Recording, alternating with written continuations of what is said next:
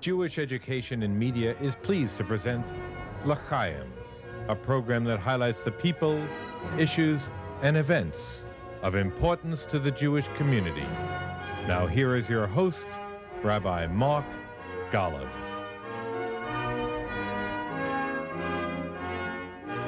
From June 5th to June 10th of 1967, transcending Jewish history was made as Israel fought and won the Six-Day War of 1967. I'm Mark Golub. Welcome to a very special edition of L'Chaim, as I have the extraordinary honor of introducing you to one of those heroic paratroopers who fought in the Six-Day War, Emanuel Aronson Rund, who played a key role in Israeli intelligence that led to Israel's successful victory in the Old City, as well as Bethlehem, Etzion, King David's first capital city of Hebron, and of the Golan Heights. Emanuel Aronson Rund has a moving personal history as a child in Jerusalem during the 1948 War of Independence, becoming a photojournalist at the age of 16, covering the Eichmann trial in 1961. And he's played an important role in Israeli radio and television. And Emanuel Aronson Rund had the distinction of working with Shuli Natan to help her record Naomi Shemer's iconic song, which became the anthem of the Six-Day War of 67, and which remains beloved throughout the Jewish world even today, Yerushalayim Shel Zahav, Jerusalem of Gold. Emanuel Aronson Rund is walking Israeli history. It is a treat and again an honor to have him with us. I've wanted to meet you for quite some time. Thank you for joining us. Thank you for inviting me. I was watching this table many times as you interviewed other people, so it's now my pleasure to sit in this seat here, and yeah. That's very lovely of you to say. Where do you watch us? I watch you on internet wherever I am, spending much time shuttling between here, Israel, and much in Germany. Here, Israel, and then you say Germany. Right. What's the connection, Emanuel? Connection, I have my roots over there. I didn't know anything about my grandparents who were killed. We didn't ask our parents. Is this in the Shoah? Shoah. And your parents wind up in Jerusalem. You're a Sabra. You were born in Jerusalem. Right. Okay. How did they get to Jerusalem? Do you know? Yes. They took the first TWA flight. Is that true? Right. No. My father belonged in Berlin to the Jewish Zionistic sports group, Maccabi Hakoach Bar Kochba, and they decided as a group to leave 1936 to Milano, Lago di Como, and try to get out of Europe. My mother lived on the Dutch border, which used to be Holland, or Ostfriesland in German, on the North Sea. Her father, Rabbi Joseph Wolfs, was also a shochet, and he slaughtered illegally for the community because it was not allowed by the Nazis in Marshimam, and a neighbor snitched on him, so he was arrested. That was in 1933. And as early as 33? Early as the beginning, around May, June, and then once he was released from jail, they decided the truth. My mother should leave Germany, and she went to Holland, to Groningen, and lived by apartment, a house of Rabbi Gerson, and then she joined Maccabi Holland as an athlete. Came 1935 to Tel Aviv. Both of your parents were athletes? Right. Wow. Skipped on me. But my son is doing half marathon. So your son does? Half marathon. Marathon. And you're now born in 1946. You're only 2 years old during the War of Independence, but you have a story. Right. Tell our audience your story. Why do you, as a 2-year-old, have a vivid memory of that War of Independence? I'll go backwards 2 years. Please do. My mother, we lived in Rehavia, and actually the British kicked us out of our apartments next to where the Prime Minister's house is, on that block on Rehov Gaza Street and Arlozorov. And they, because they wanted to have a military zone, and we moved to Girls' College, a school with all the people of Jerusalem. And we went there, and but I'll go back. My mother was pregnant with me, and the place to give birth was on Hadassah Hospital on Mount Scopus, Har Tzofim. But in order to get there, because the Arabs used to slaughter the Jews who go up to that hill, the Jews will travel in an armored bus, which was a number of times ambushed. In one case, there were about 70 doctors, nurses, Horrible. and patients who were massacred, decapitated, burned, everything. And so my mother said Tehillim all the way up to the mountain, gave birth to me. And as I was 2 days old, I already was in a tank, started my military service in an armored bus, and came to Jerusalem. And then I found out 2 days old, 3, 4 days old, that I didn't have any more leaders. They were all arrested on the Black Sabbath in June of 1946 by the British.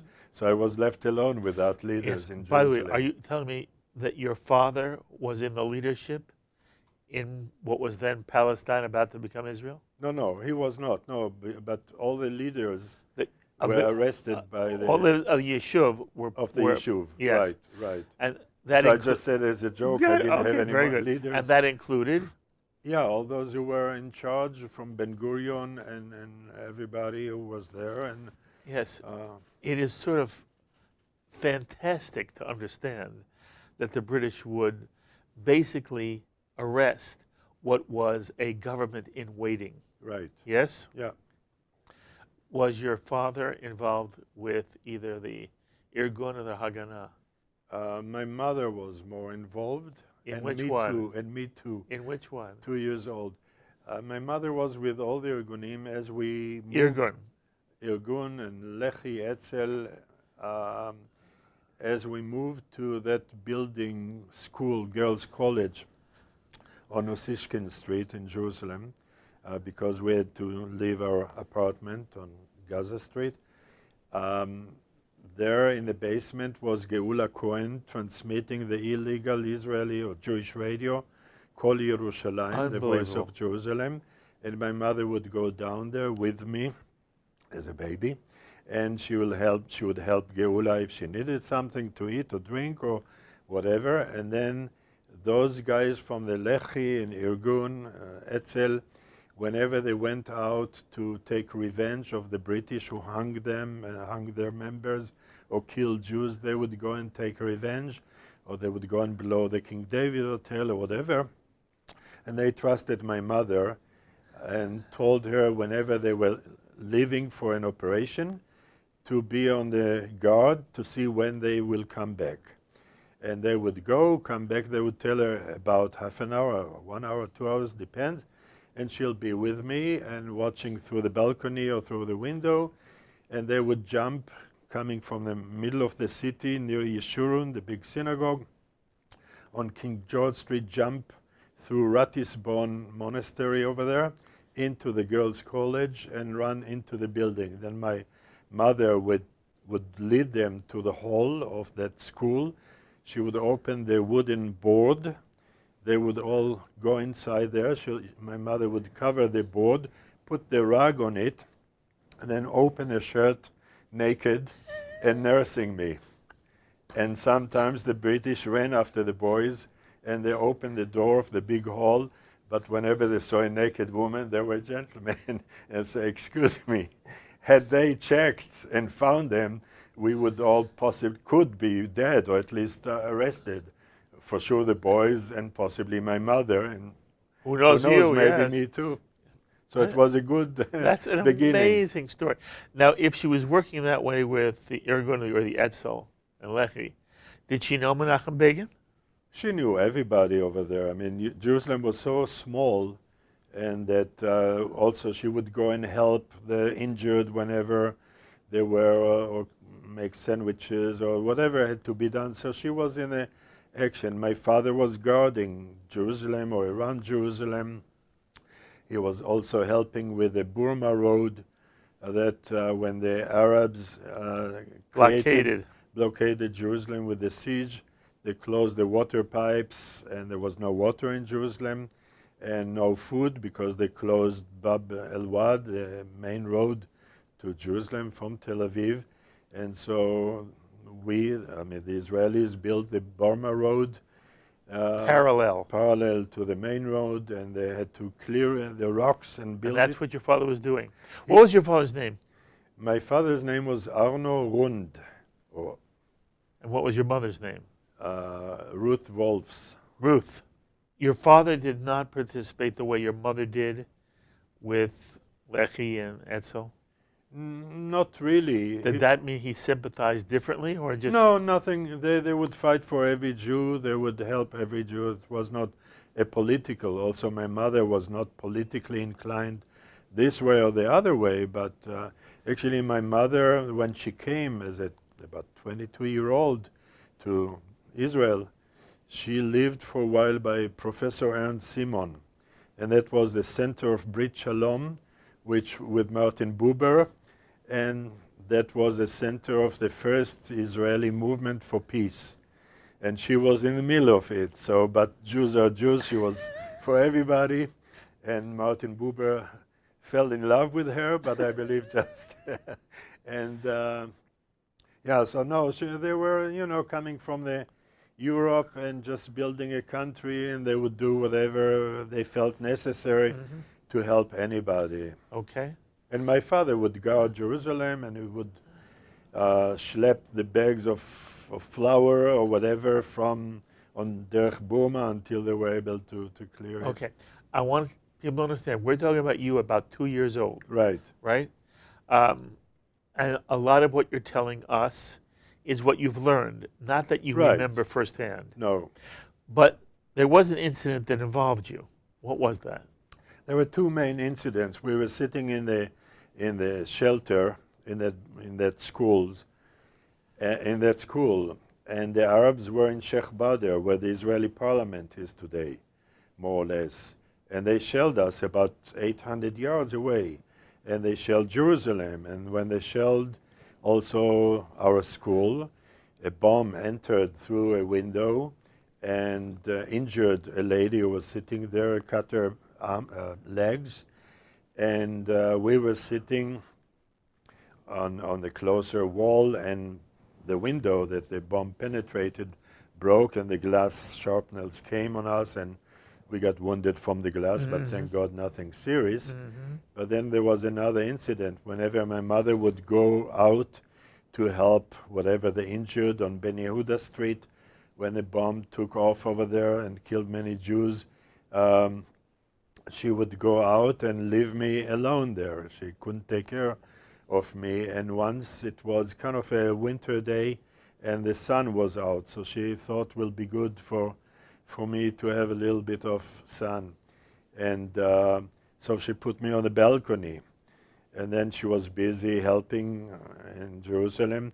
She came back and the balcony was full with bullets and I was in a playpen and I don't know what is left since then, but I became a good fighter later. You were just lucky. Yeah, I was lucky. You were lucky. Yeah.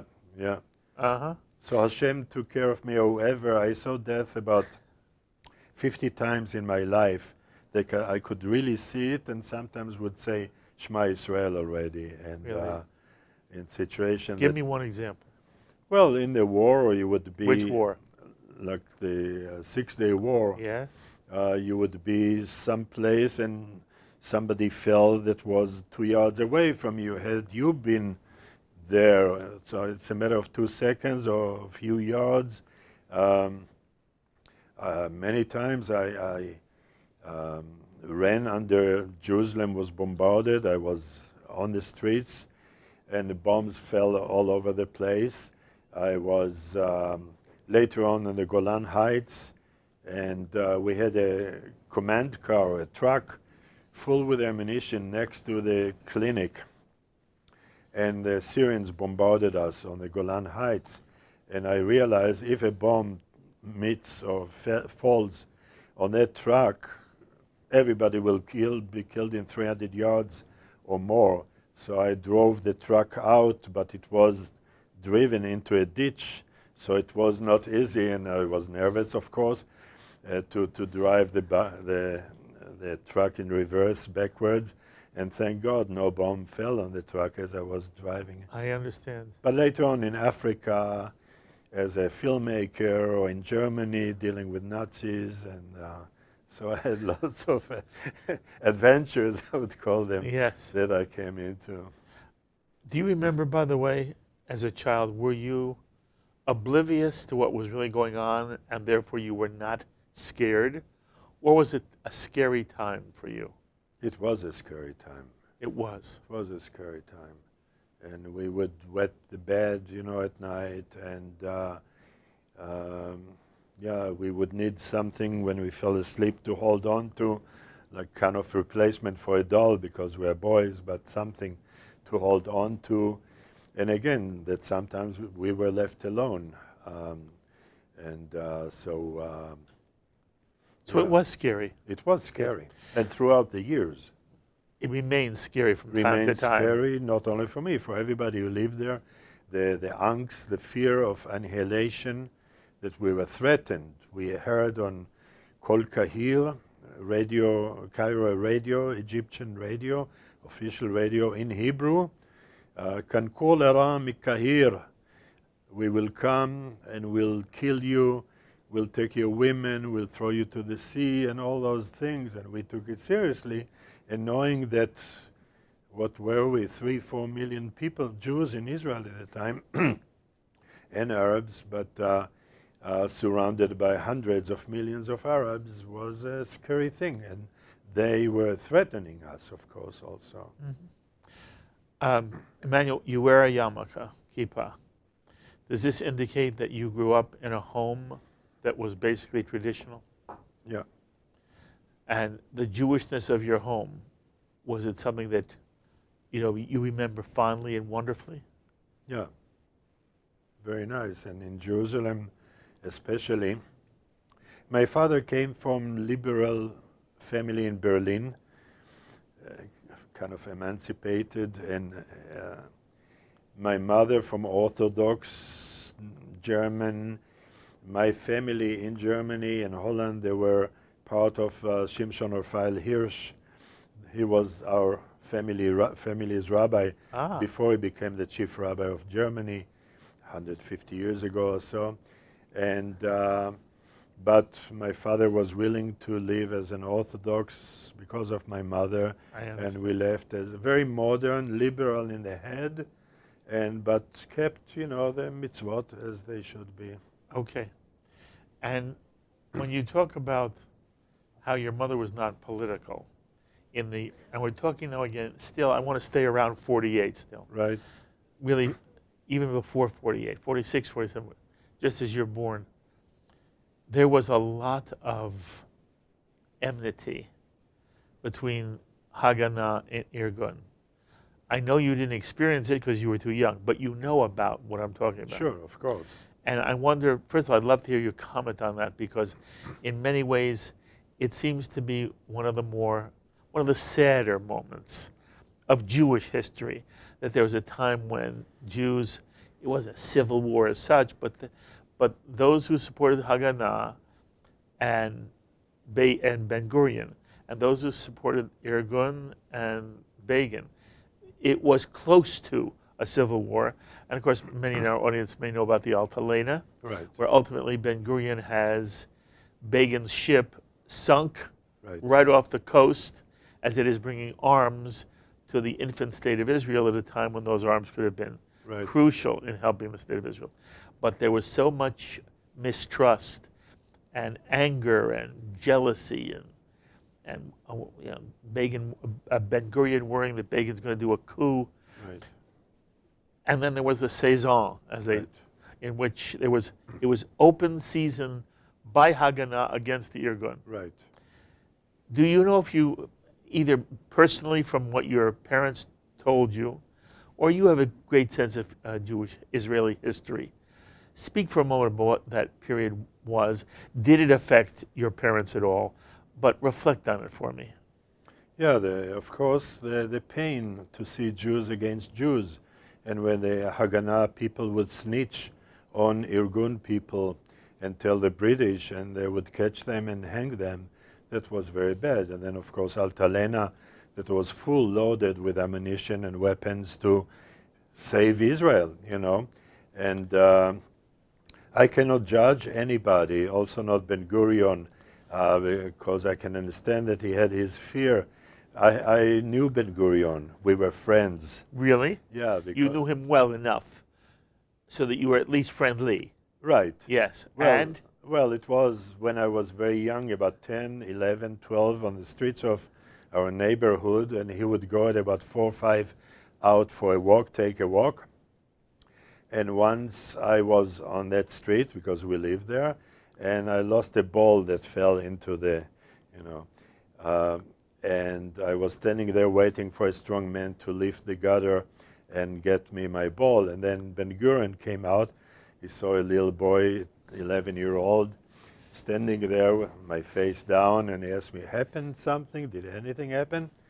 Yeah, I lost my ball. He said, okay, you see, I'm an old man. I cannot help you, but I'm sure. And then he asked me, what's your name, and who your parents are, where are they from? And then he asked me, what's your hobbies? And I said, photography, because with the age of 9, my father gave me one of the camera that he schlepped on his backpack in his illegal immigration on a ship and from Italy. And then I became school photographer at the age of 9, made a penny or grush or mil on each photo that I sold my classmates from the last trip to Masada or whatever. And I told him that also I do also biblical theater. That's my other hobby. And his face opened up with his hair stood up. And he looked, biblical theater, he said. I said, yeah, tell me about it. So I said, every Tuesday afternoon, I prepared some kind of a von Nescafe can that I put kerosene inside, and with a wick, I created a lamp. And I would go to Me'arat HaMatzleva, where the Israel Museum is now. There used to be a cave in that of the crossing. There is the monastery where there is a part of a tree that they Christians said that was used to create to hang Jesus or whatever. And so that's Minzar HaMatzleva, so Me'arat HaMatzleva. I would go there every Tuesday with my lamp, and I would stand there and put the lamp behind me, and a little bit of wind would shake my shadow on the walls of the cave. And I named every shadow, Abraham, Isaac, Sarah, Rivka, and I mixed the Parashat HaShavua, whatever we read, the portion of the Torah in the synagogue, together with the political issues vis-a-vis, you know, that I heard on radio or read in newspaper, the situation. So exodus of Egypt with the Egyptian army and Nasser or whatever. So I did that, and he was fascinated. And every time that we met here and again on the street, he'd ask me, yeah, what's new with Sarale, Avrum, and all of that. So that was my meeting with him. I met him later because I worked for Israeli television later on. And we interviewed him once in Sde Boker, sitting on the grass over there in his kibbutz. And we asked him 2 questions. The first question was, Ben-Gurion, who is a Jew? That's a general question that the Jewish world faces. Who is a Jew?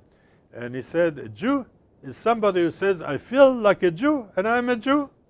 So it was, of course, without all the religious aspects or halacha or whatever. And then I asked him, Ben-Gurion, how many times did you go to a synagogue? So he was kind of laughing. And do you mean in America? So I said, yeah, I know you were in the U.S. to schnorr, to get money for the young state of Israel, and you had to go to synagogues to talk. Yeah, but in Israel, how many times? So he was 3 times in Israel in synagogue, never to services. Just once was after the creation of Israel, they went to synagogue and on Friday, and then for the wedding of his son, Shaul, I think, and for the bar mitzvah of his grandson. He never went to a synagogue. And that was the main Jew, you know, for the Jewish world. And so that was my connection with Ben-Gurion. Wow. Ben-Gurion was of that generation that came from Eastern Europe, steeped in Yiddishkeit, but they rejected it. Right. They saw themselves as secular Jews committed to Israel because of the Bible, Right. biblical history. Right. It was the Tanakh, even more than Torah. The Torah talks about the Jewish people before they enter Eretz Yisrael. Right. The Nach, prophets and writings. Were you either when you were younger or now, as you sit with me wearing a yarmulke? Are you critical of Ben-Gurion for that stand? I'm critical. I wish it didn't have to happen that he would do these things, but I cannot criticize him after all what he has done, so much and positive, with many problems and many things that we don't want to know possibly. But I cannot judge him. I wasn't there. I cannot, I mean, he was under so much pressure between the Russians and the Americans, between the Orthodoxy in America and the different, you know, denominations and all of that, and to be under pressure, and between Mapai and Mapam and the different political sections of the kibbutzim, and between the more left. Yes, but in all honesty, we're not talking politics here. Right. We're talking about Jewish identity. Right. And, you know, he was very true to the way he answered, what is a Jew? I'm not sure he would have, by the way, I would have loved to have asked him, how serious are you? Right. But what he did believe was, it didn't matter whether a Jew was observant or Right. not. If a Jew was part of the Jewish people and identified with the state of Israel and wanted to tie his or her fate to the fate of the Jewish people, for many people like Ben-Gurion and many people today. Yeah. That is the essence of what it is to be a Jew. And then every Jew, Emanuel, every Jew picks and chooses what part of observance Right. means something to them. Right. Yes? Yeah. I agree with it. I love every Jew. Okay. And every person in the Okay. world who is friendly with me. I know you do. Your mother, and in essence, you, even though you were only 2 years old, you were participating in Etzel Irgun activities. There are those who say today that when we talk about Palestinian terrorists, they're no different than the Jews had when, as you said, they would take revenge on both Arabs and British. Right. And they would blow up the King David Hotel. While Begin writes in The Revolt that the way in which Deir Yassin is described is not accurate, Right. and there was no massacre, Right. and that the Irgun certainly meant there to be none of the horror, whatever degree there was, it was never intentional. That's Begin's position. Right. Those who are critical of the state of Israel or of Begin, or who take a Palestinian position, say, why is the Jew acting so high and mighty when you were fighting for independence?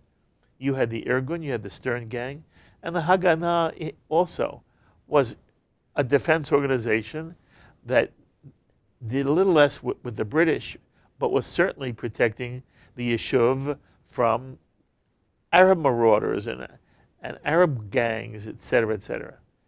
So there are those who argue now, Emanuel, the Jew has no right to call the Palestinian terrorist.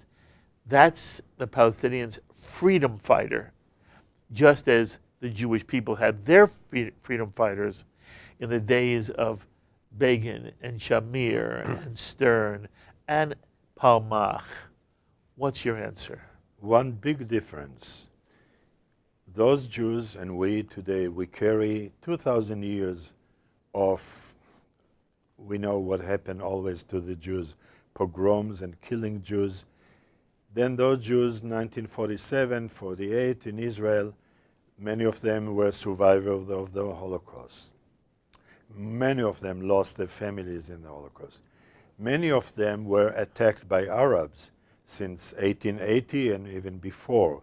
And the pogroms, the massacres of 1929, Tarpat, and 1936 during the Mered. They were more with their back to the wall. And they were threatened by the Arabs. I mean, Jews did not threaten the Arabs per se to kill them as the Arabs did to the Jews, and that's the main difference. Mm-hmm. Did the Irgun go after Arab civilians? If they went after Arab civilians, as long as those Arab civilians didn't do anything against the Jews, in my opinion, not. Of course, could be here and there that somebody took upon himself or herself, whatever, revenge, or I don't know, but I don't know. Same question, by the way, the British. You know, Begin is very adamant. He literally declared war against the British and said it's soldier to soldier. And if they hang one of my soldiers, I will hang one of theirs. And in the end, it was interesting. Ironically, it was the fact that back in Great Britain, in London, the photograph of 3 British soldiers hung by the Irgun because the British had hung Irgun members in Akko. That sort of broke the back of English taste for what they were doing in Palestine. And the British people said to the British government, it's time for you to get out of there. Begin's point was, we didn't go around blowing up homes, and we didn't blow up cafes, we didn't blow up buses just to blow up civilians. We were in a war. We were in a war with the Arabs, that was so clear. But we went after Arabs we thought had been attacking us. And when we fought the British, we were fighting other soldiers. There is a difference between that and a terrorist strapping on a bomb and walking into Sbarro's. Sure. And when you say sure, is it a fair distinction in your mind? A distinction between Irgun and today's Palestinian terrorists? Yeah, of course, because the Irgun were military power against military power. Here and there, of course, some. And by the Palestinians today, the terrorists, they just want to kill civilians, and they would go into a house and kill the people, and the terrorists will bend down and look under the bed, somebody hit the baby, and he'll shoot that baby. I mean, that's not military at all. That's Russia, you know. Evil. Vicious, evil. Evil. Did you have any siblings? What do you have? I have 1, 2, 3, 4. I didn't count all of them, but mainly 2. One of them is Uri. He's somewhat older than me, and has 7 kids, and 8th that they adopted, and lives in Bethel.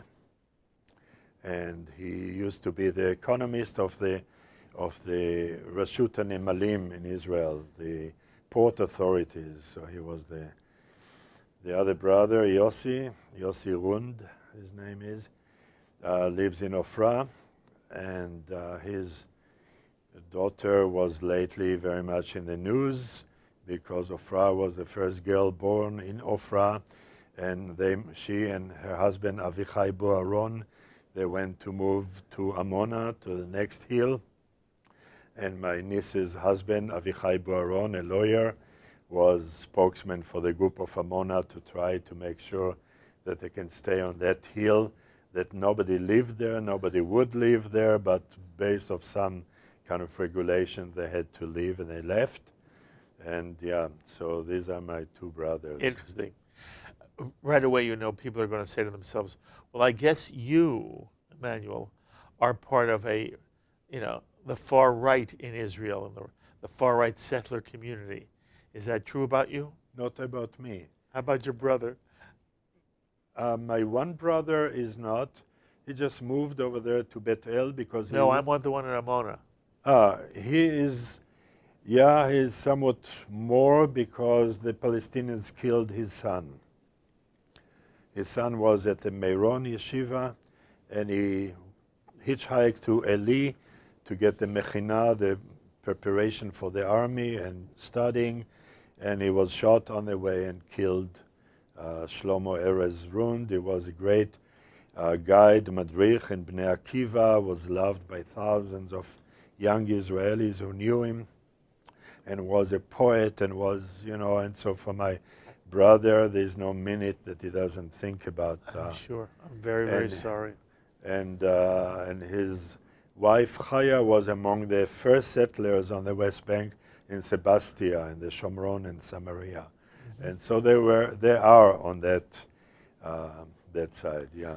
And how do you feel about the settler community in Israel? And we hear two things. There are many people in America who are very critical of the settler movement and believe that Israel made a terrible mistake after '67, after the Six-Day War, by trying to settle any of the land, and that any time Israel does any settlement now, especially beyond the security border, it is sending a signal to both the Palestinians and the world as a whole that Israel is not serious about making peace with the Palestinian people, is not serious about, even if there were a Palestinian people willing to live side by side with the state of Israel, there are those in Israel that people believe they would never say yes under any circumstance.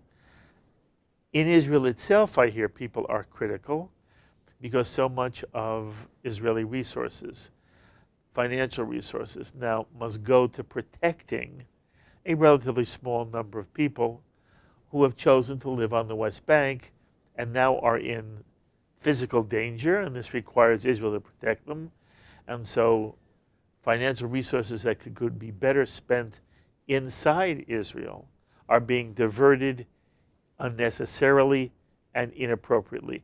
So that in America, especially in American Jewry, American Jews, a lot of American Jews, very critical of Israeli settlement policy.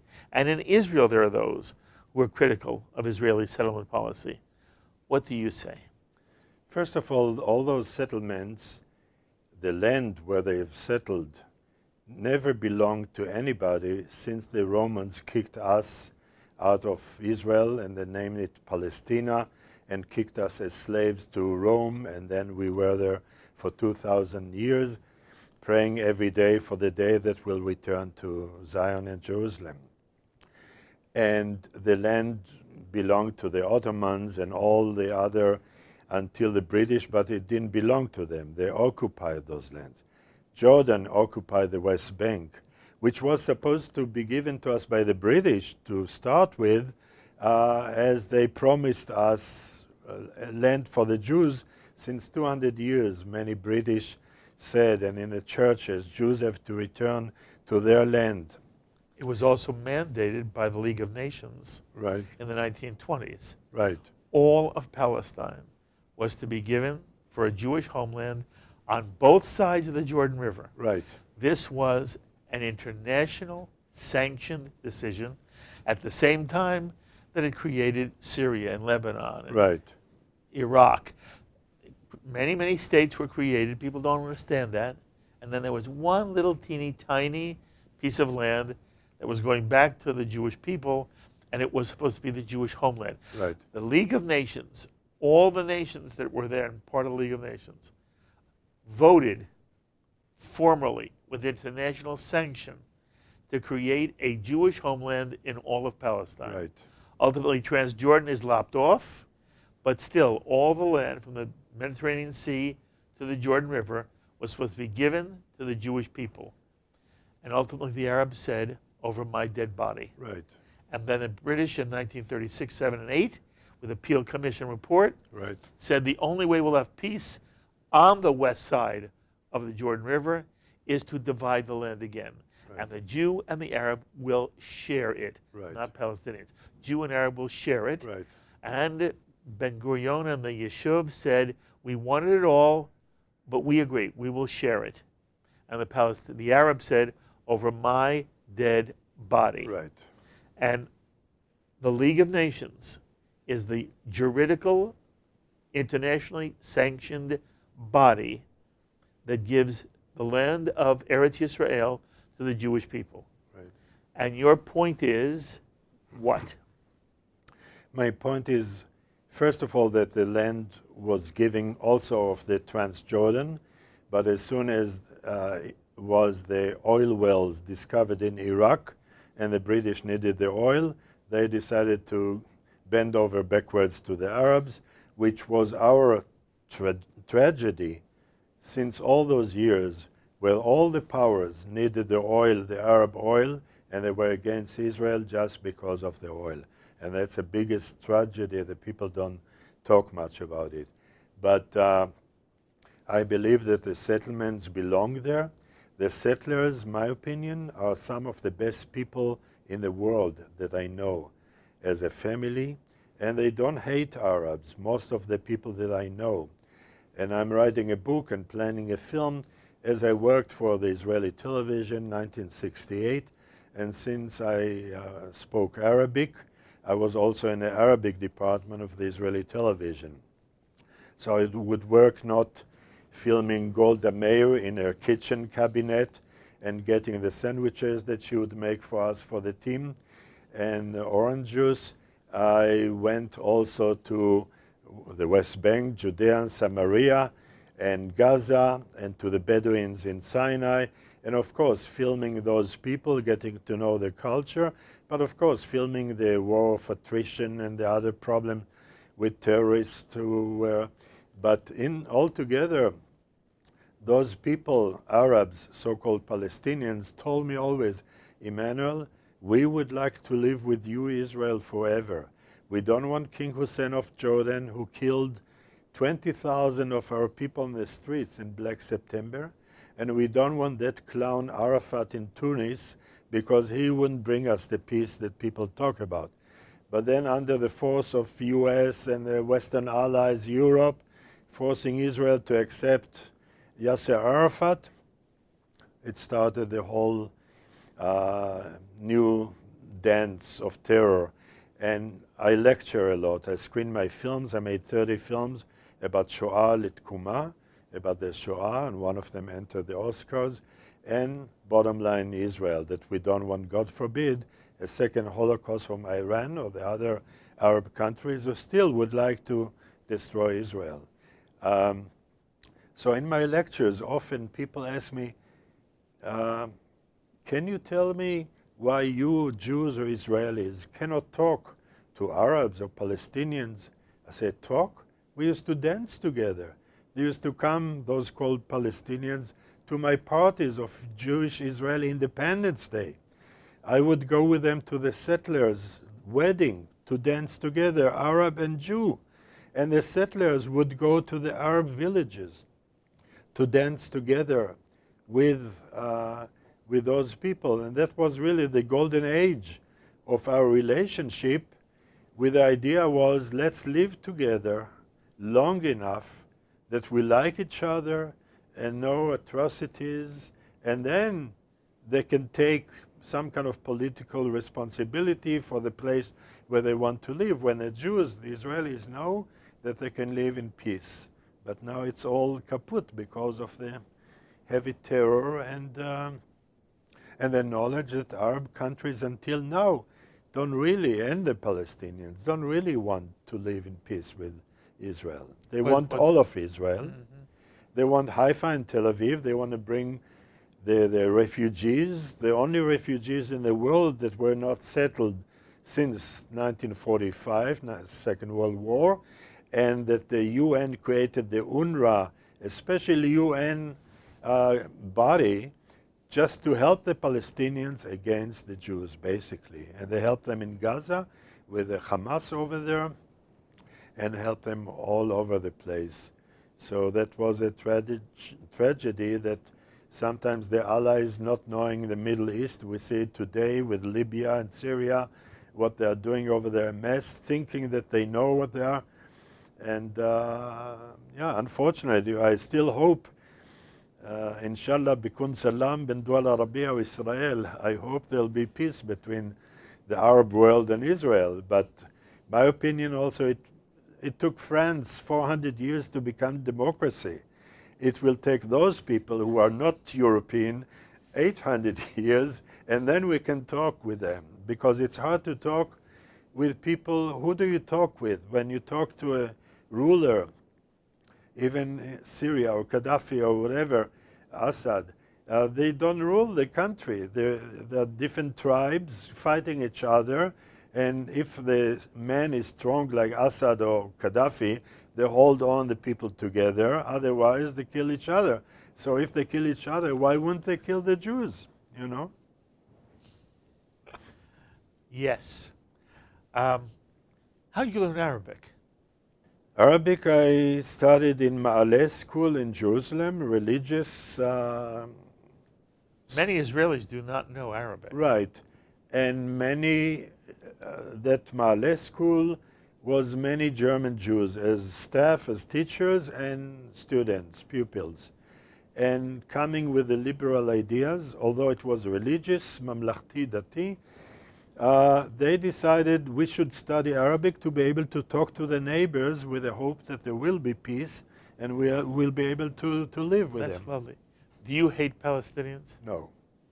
You said it very quickly.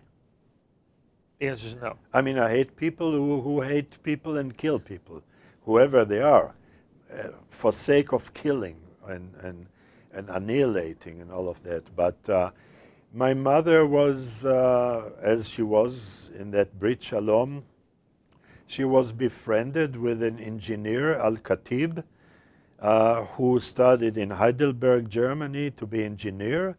And he was part of my mother and my uncle clique, who were somewhat also on the left side, on liberal as far as not political, but liberal towards everybody.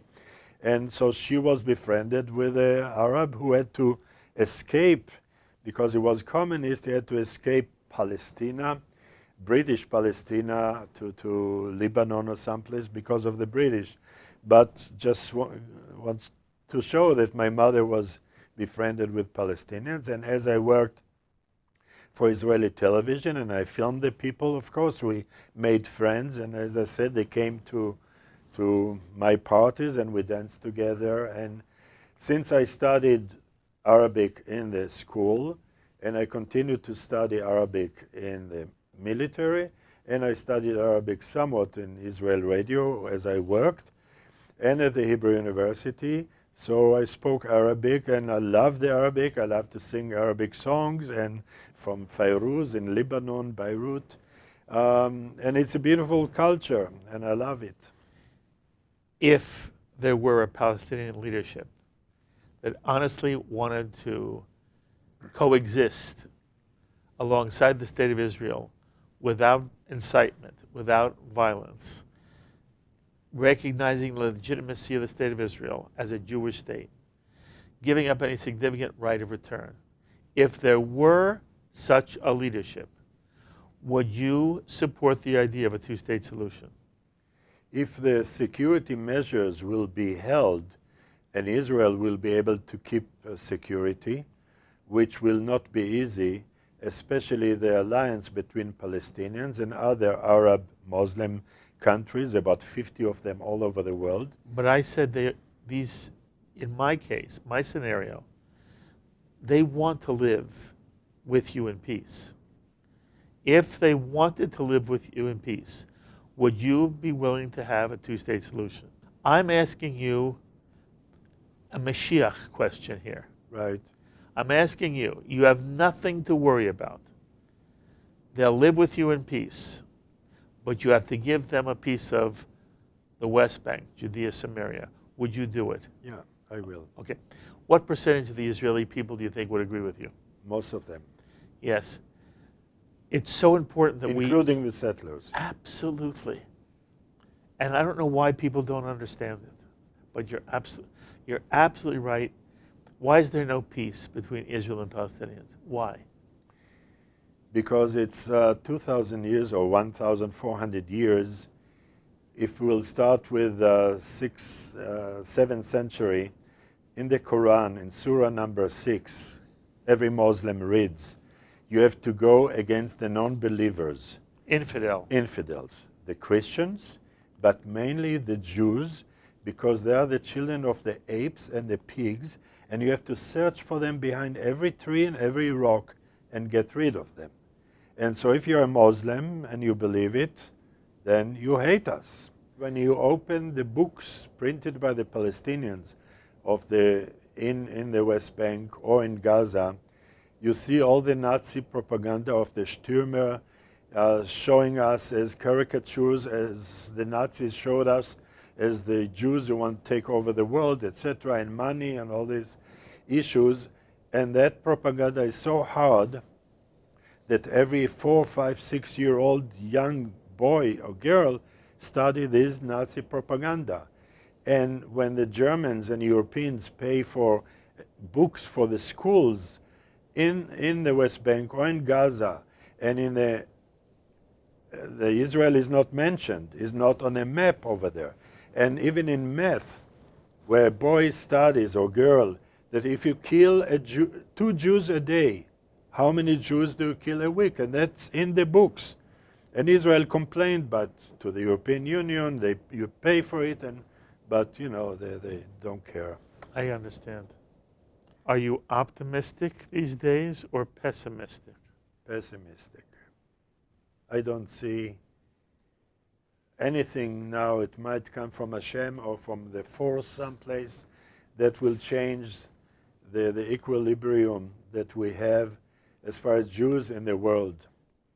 Anti-Semitism is rising so high, and I see it in Germany especially. 2.5 million Muslims come, and they tell in the churches, and they tell the Christians in Germany about the Jews, the Satan. And the Germans, who were somewhat lenient toward Jews, now are anti-Jewish or anti-Israel, and they put them in one box. And at that time, the neo-Nazis go high against those Muslims. Neo-Nazis are also against the Jews. So Jews in Germany are in bold position. When I went there to make my films and then lecture, I was asked by Jewish community to serve as a rabbi and cantor, and I was in 15 communities. I told the young Jews over there, mainly Russian Jews whose family moved to Germany 20 years ago, leave. You have nothing to look for. Also non-Jews, leave Germany. But to the Jews, I say go to Jerusalem, New York, London, wherever you want to, but out. All of them are out now. There are no more young Jews, hardly any, in Germany. And that's for me great. We need them here, we need them in Israel and everywhere. And why should they suffer? We have to see the things ahead of time, not like what happened to our parents or grandparents. Yotzei min haklal. You are wonderful. Thank you. I hope you'll come often. I feel I've only scratched the surface with you. We'll put a semicolon here, not a period, and we will continue again. All right? Okay. Thank you, It's a Emanuel. deal. An honor to meet you. Yeah, and you're a beautiful interviewer, and it's so nice to sit here at ease and to fill you in about what I've done, what my thoughts are, what my achievements were, and how it is to be a Shomer Israel, defender of Am Israel and Eretz Israel, and nice to have you as a partner. Thank you. That was beautiful. Emanuel Aronson Rund. It's an honor to have been sitting with him. As always, I invite you to be in touch with me with any thoughts or comments you may have to any of the ideas expressed by Emanuel. Please email me, write me, post on our Facebook page, or tweet me. I look forward to hearing from many of you. Until the next time, I'm Mark Golub. L'chaim, my friends, to life.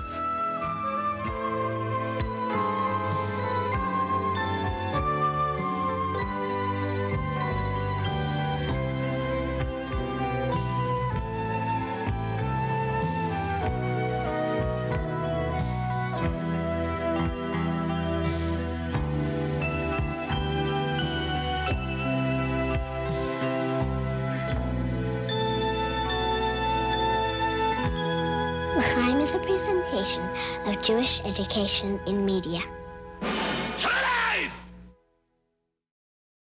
We would be pleased to send a complimentary DVD of this program to anyone who wishes to support JBS, the Jewish Broadcasting Service, with a tax-deductible gift of $36, double chai or more, to the nonprofit organization Jewish Education in Media. Simply visit the JBS homepage and click on the Donate button to make a donation by PayPal or your credit card. And please indicate the program for which you would like a DVD. Or you can send your tax-deductible check made out to Jem, Post Office Box 180, Riverdale Station, Bronx, New York 10471. And again, please remember to indicate which program you would like to receive with our compliments. And we thank you for your kind support.